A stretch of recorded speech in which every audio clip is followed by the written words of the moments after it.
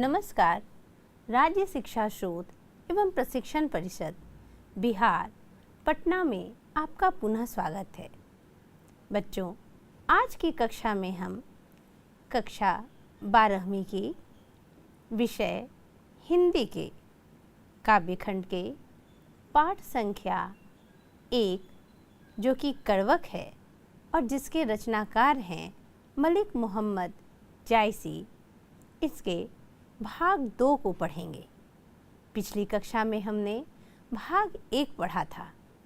भाग 1 के अंतर्गत कड़वक का प्रथम छंद दिया गया था और आज जो हम पढ़ने जा रहे हैं वह कड़वक का दूसरा छंद है।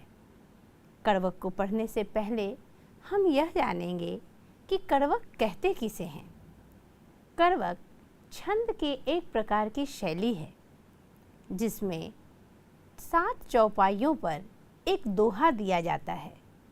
कहने का अर्थ है कि कड़वक दोहा और चौपाई से मिलकर बना है।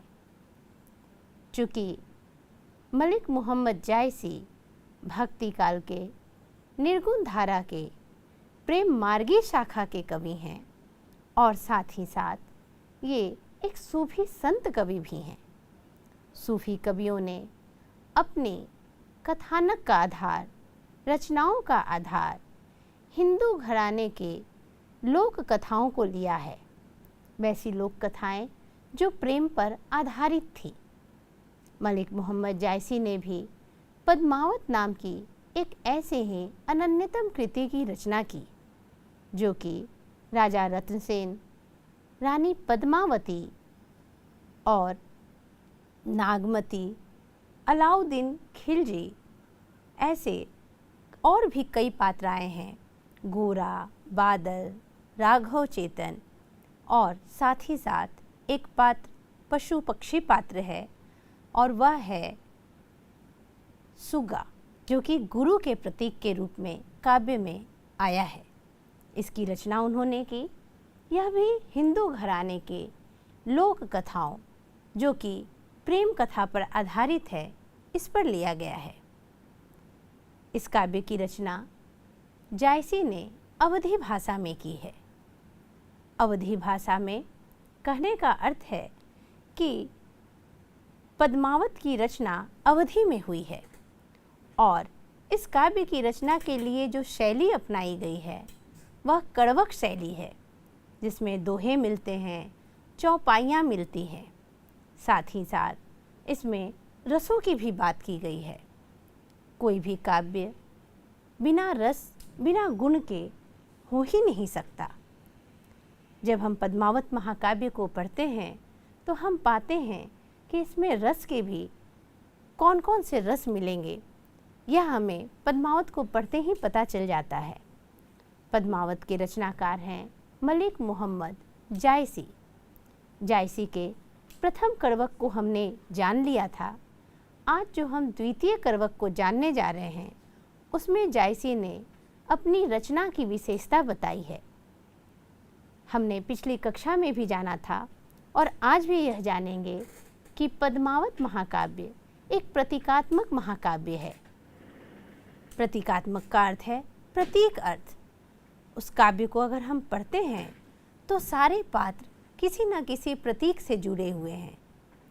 तन चितौर मन राजा कीन्हा, हिय सिंघल बुद्धि पद्मिनी चिन्हा। कहने का अर्थ है कि तन जो है वह चित्तौड़गढ़ है। तन चित्तौड़, मन राजा कीन्हा और मन जो है वह राजा रत्नसेन का प्रतीक है। चित्तौड़गढ़ तन का प्रतीक है और राजा रत्नसेन मन के प्रतीक हैं। तन चितौर मन राजा कीन्हा, हिय सिंघल बुद्धि पद्मिनी चिन्हा। बुद्धि की प्रतीक कौन है? पद्मावती जो कि सिंघल द्वीप में रहती हैं। हिय सिंघल बुद्धि पद्मिनी चिन्हा। हिय यानी हृदय। हृदय का जो प्रतीक है वह सिंघल द्वीप है जो कि आज श्रीलंका के नाम से जाना जाता है और बुद्धि की जो प्रतीक हैं वो हैं पद्मावती। आगे कहते हैं तन चितौर मन राजा कीन्हा, हिय सिंघल बुद्धि पद में निचीन्हा, नागमती यह दुनिया धंधा। एक पात्र और है, वह पात्र है नागमती। नागमती कौन है? नागमती राजा रत्नसेन की पत्नी है, जिन्हें अपने सौंदर्य पे बड़ा अहंकार था। एक छोटी सी घटना घटती है पद्मावत महाकाव्य के शुरुआत में कि रानी नागमती स्नान कर रही थी और स्नान करते ही वक्त उन्होंने जब अपने रूप को जल की परछाई में देखा, तत्पश्चात उन्होंने अपने रूप को जब आईने में निहारा तो पास बैठे हुए तोते से पूछा कि बताओ, क्या मुझसे सुंदर कोई स्त्री इस संसार में और भी है? यहीं पर गुरु सुवा जेहि पंथ दिखावा। पद्मावत की एक पंक्ति है कि गुरु के रूप में सुवा है। सुवा यानी कि तोता। तोता को जायसी ने गुरु का प्रतीक बनाया है और बताया कि एक स्त्री इस संसार में नागमती से भी अधिक सुंदर है। वह स्त्री है पद्मावती, जो कि सिंघल द्वीप की राजकुमारी है और सिंघल द्वीप में रहती है। नागमती यह दुनिया धंधा।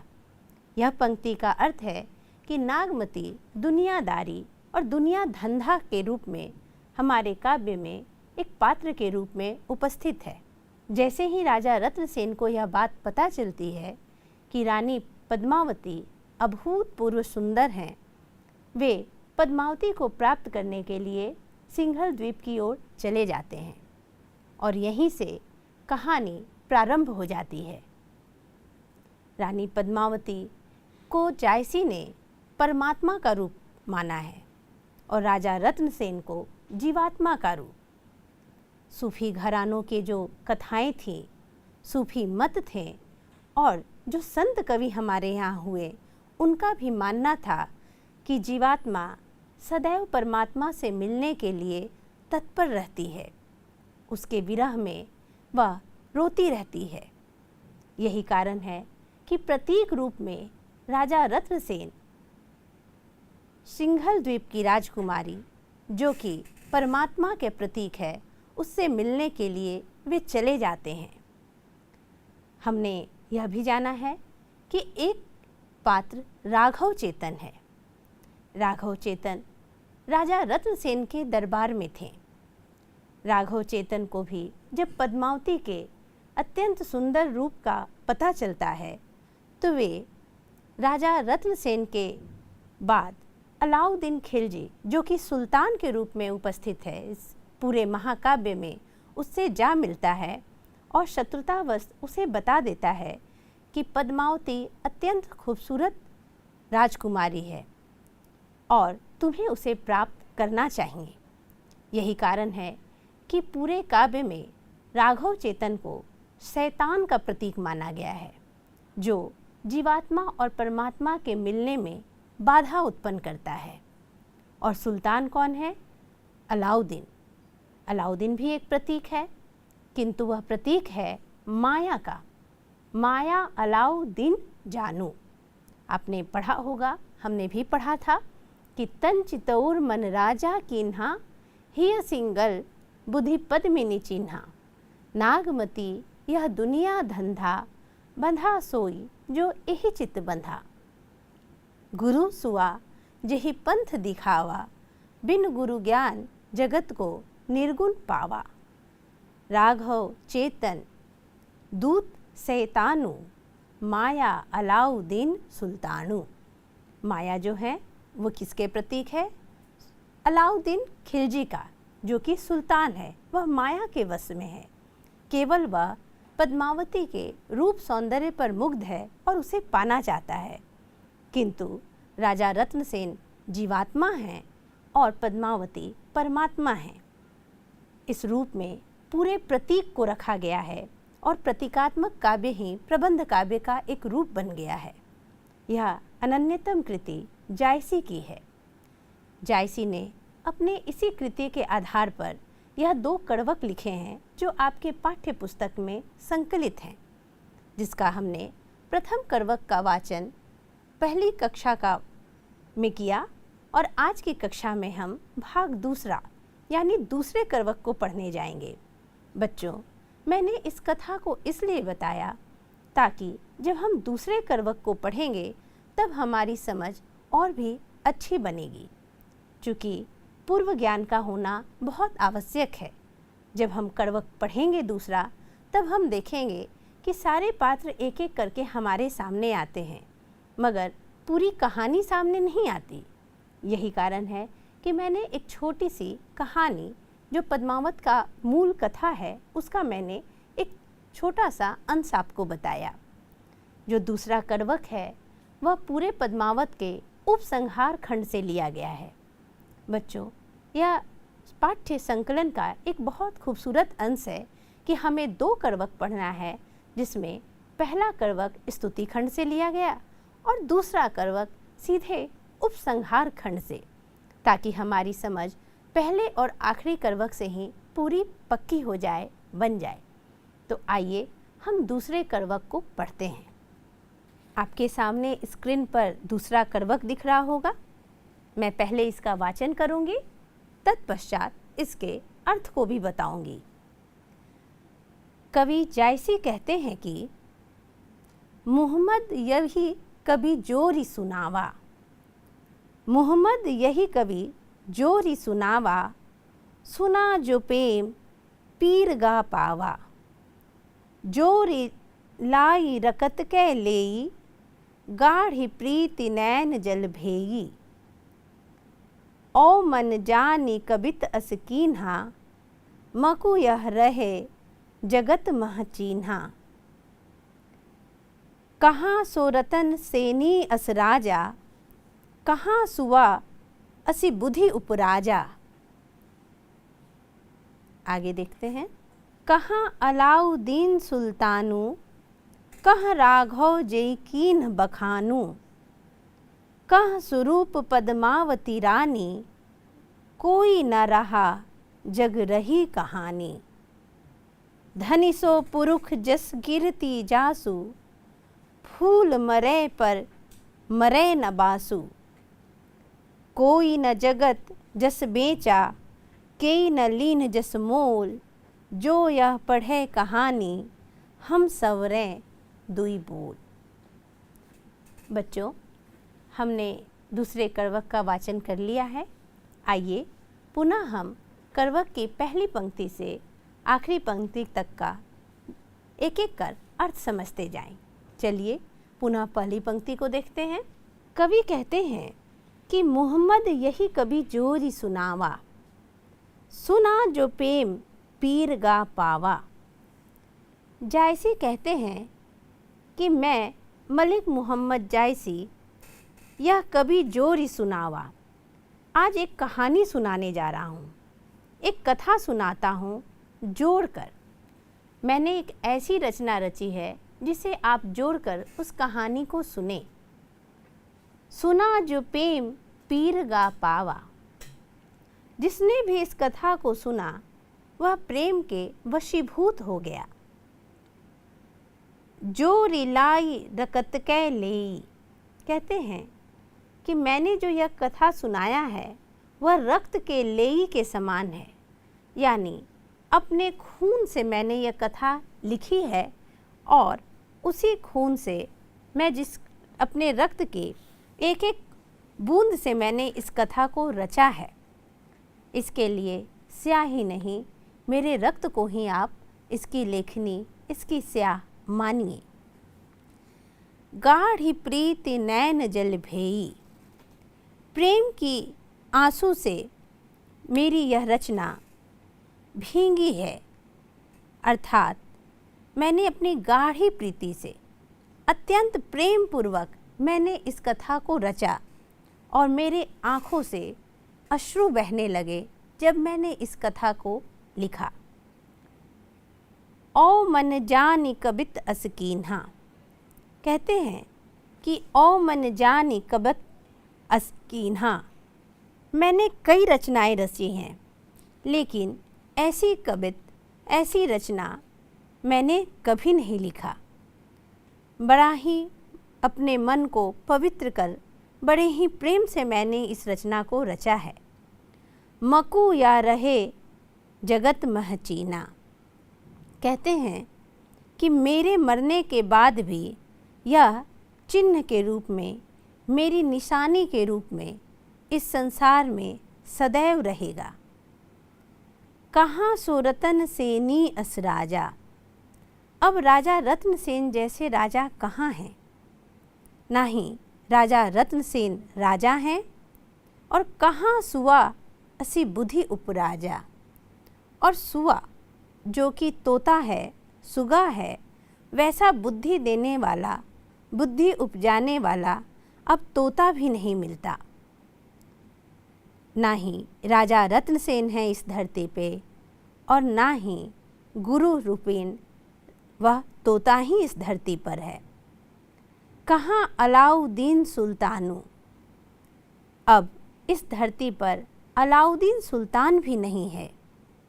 कह राघव जेहि कीन बखानू, अब राजा के समक्ष और अलाउद्दीन सुल्तानों के समक्ष जिसने पद्मावती के रूप सौंदर्य का बखान किया था, वह राघव चेतन भी इस धरती पर नहीं है। कहाँ अलाउद्दीन सुल्तानू, अब ना सुल्तान अलाउद्दीन ही इस धरती पर है और न ही राघव चेतन। कह राघव जेई कीन्ह बखानू, जिसने पद्मावती के रूप का, उसके सौंदर्य का बखान किया था, वह राघव चेतन भी अब इस धरती पर नहीं है।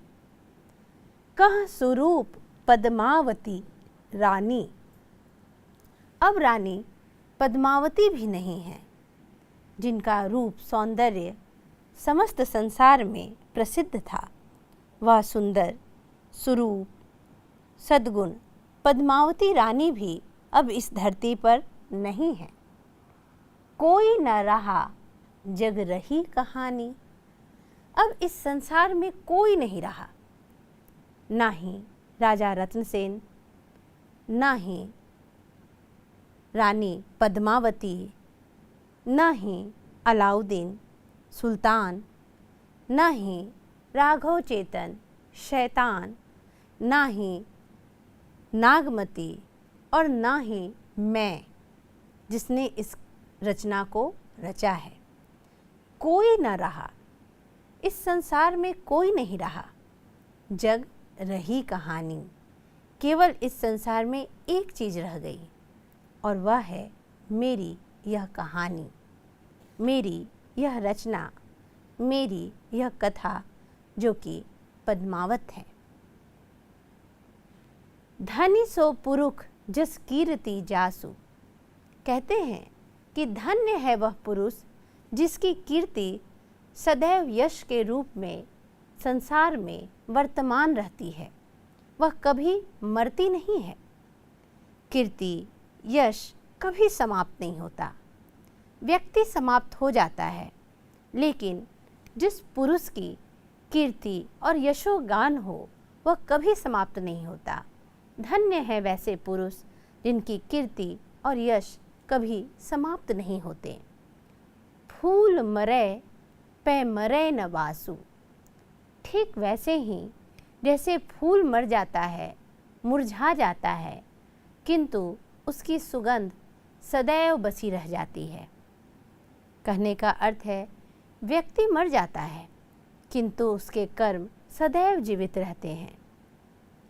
यही कारण है कि फूल मरे पे मरे न बासु, फूल मुरझा जाते हैं, मर जाते हैं, किंतु उसकी सुगंध सर्वत्र फैली ही रहती है।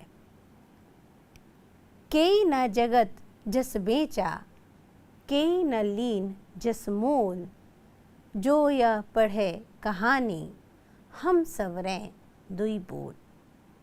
कवि कहते हैं इस संसार में यश को बेचा नहीं जा सकता। यदि हमने यश कमाया है तो हमारे बाद हमारे यश को कोई अन्य बेच नहीं सकता।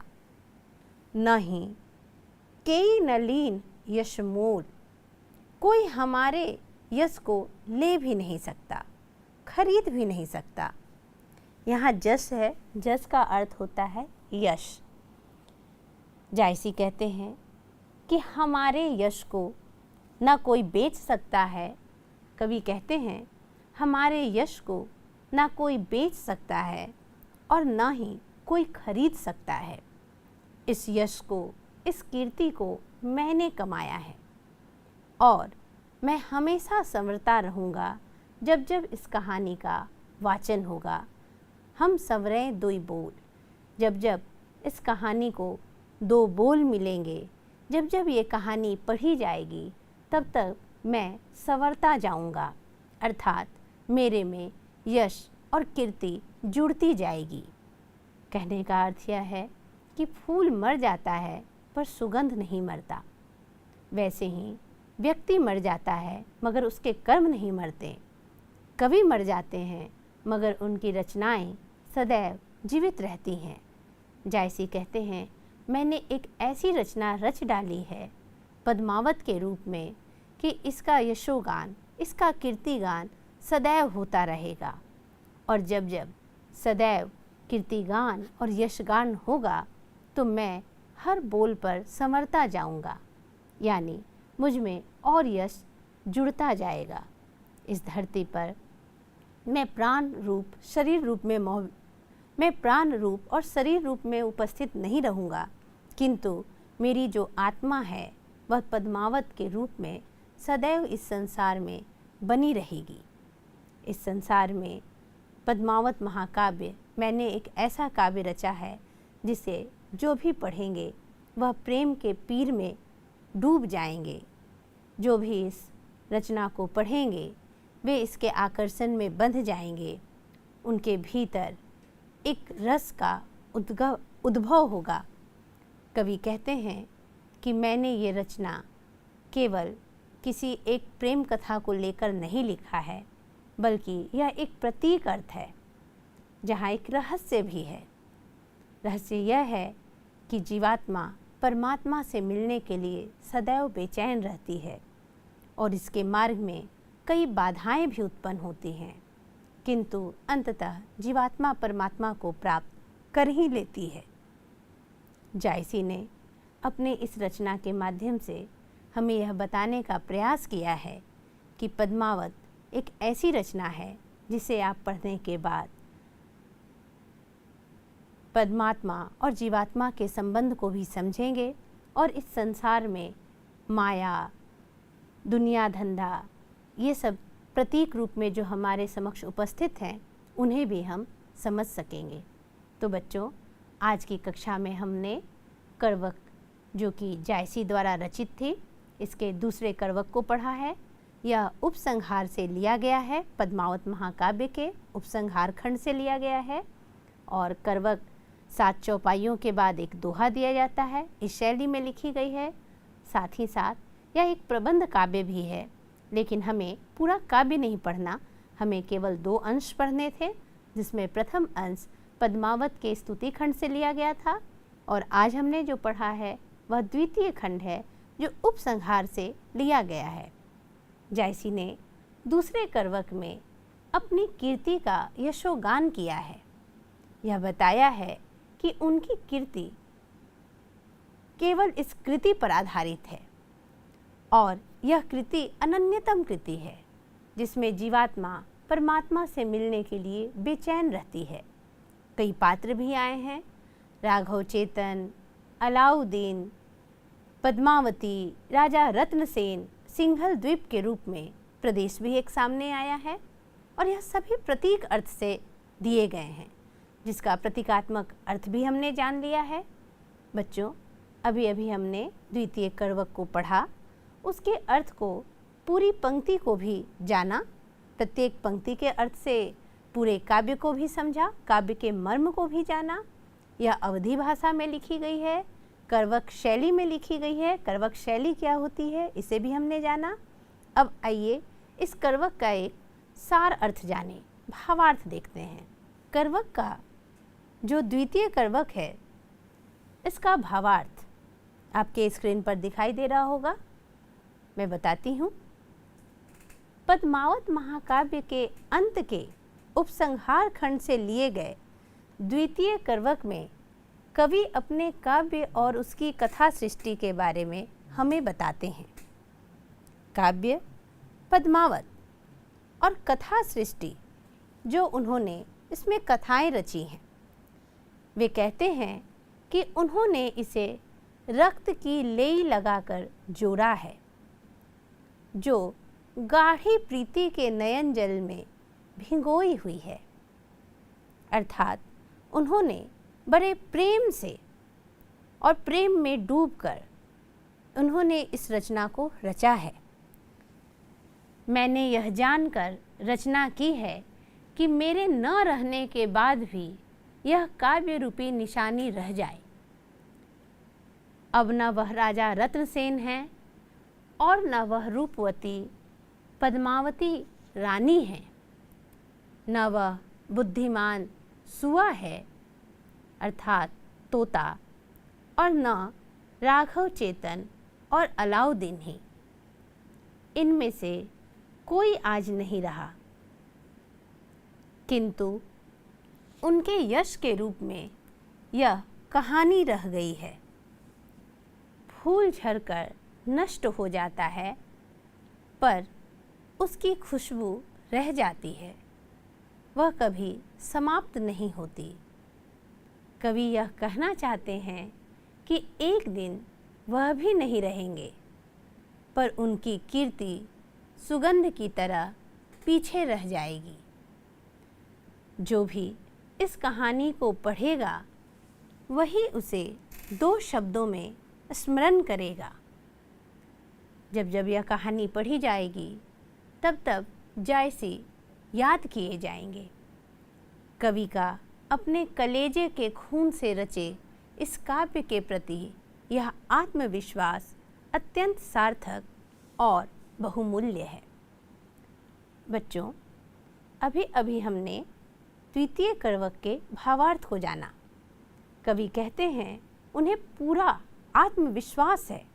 वह आत्मविश्वास भरे शब्दों में यह बात कहते हैं कि मैंने एक ऐसी कृति रच डाली है जो संसार में कभी भी समाप्त नहीं होगी। वह हमेशा यश रूप में गाया जाएगा, और जब जब पद्मावत कृति को पढ़ी जाएगी तब तक मेरी कीर्ति बढ़ेगी।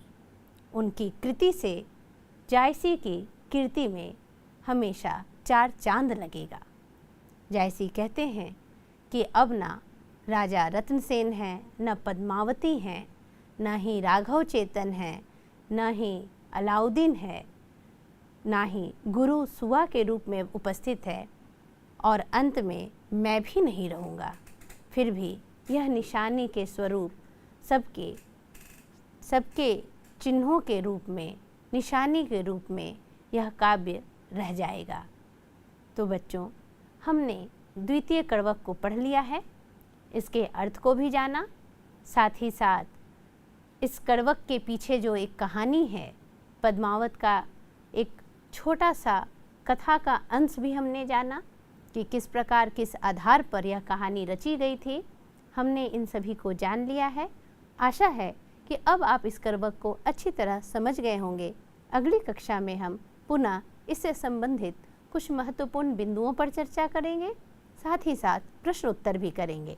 धन्यवाद।